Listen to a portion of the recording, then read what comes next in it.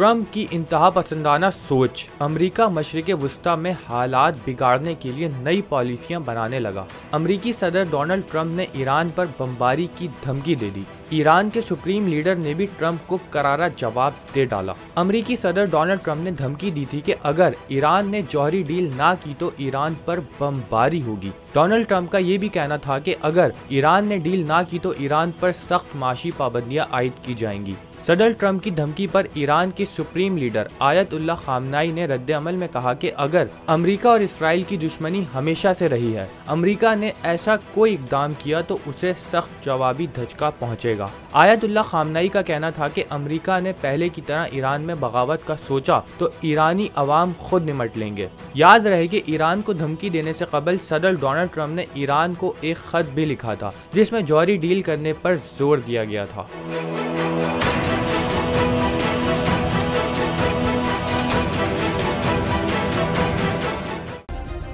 Subscribe करें और bell दबाएं ताकि कोई खबर रह न जाए।